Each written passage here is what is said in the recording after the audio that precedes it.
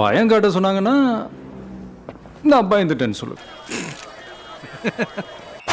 நமக்கா இந்த அழுத்தத்துக்கெல்லாம் அடங்கி போற ஆளா இந்த ஆளு? இந்த மூஞ்சா பார்த்தா அப்படியே தெரியுது உங்களுக்கு. அதுவும் முக்கியமா நம்ம கிட்ட அதெல்லாம் நடக்கவே நடக்காது. நான் சொல்றதை கொஞ்சம் ரிப்பீட் பண்ணுங்க. இந்த 2026 சட்டமன்ற தேர்தல்ல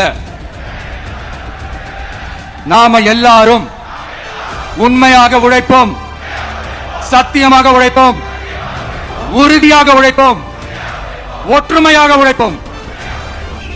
ஆரம்பிக்கலாமா?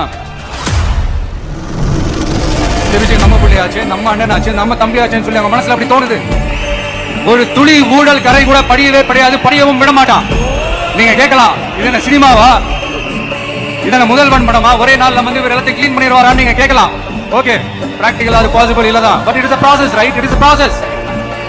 இப்படி எதுக்குமே ஆசைப்படாத ஒருத்தர் அரசியலுக்கு வரான் அப்படின்னா, அவன் கண்ணு முன்னாடி ஏதாவது ஒரு தப்பு நடக்குது அப்படின்னா, அவன் கண்ணு முன்னாடி ஏதாவது இந்த மாதிரி ஒரு ஊழல் நடக்குது அப்படின்னா, அதை பார்த்து இருக்க சும்மா இருப்பான்னு நினைக்கிறீங்க.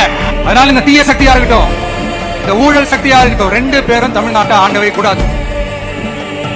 அப்படிப்பட்ட இந்த கட்சிகளை உண்மையா தில்லா எதிர்க்கிற அந்த கட்ஸும் கெத்தும் நம்ம கிட்ட மட்டும்தான் இருக்கு. இந்த அடங்கி போறதுக்கோ, இந்த அண்டி பொழைக்கிறதுக்கோ, இல்ல இந்த அடிமையா இருக்கிறதுக்காக நம்ம அரசியலுக்கு வரல.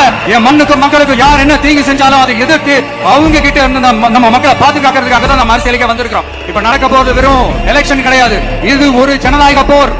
இந்த டெமோக்ராட்டிக் பேட்டில லீட் பண்ண போற கமாண்டர்ஸ் நீங்க தான். இந்த விஜய் பிடிக்கும்ன்றது உண்மைனா, சத்தியம்னா, உங்களோட உழைப்பு அதை காட்டும். இந்த ரெண்டு படை மட்டும் இல்ல, இன்னும் எத்தனை படை வந்தாலும் எதிர்த்து நின்று ஃபேஸ் பண்றதுக்கு ஒரு நல்ல தலைமையும், இத்தனை சக்திகள் என் கூட இருக்கும் போது, இத்தனை சின்ன மருது, இத்தனை பெரிய மருது, இத்தனை சையது காணிக்கைகள் என் கூட இருக்கும் போது,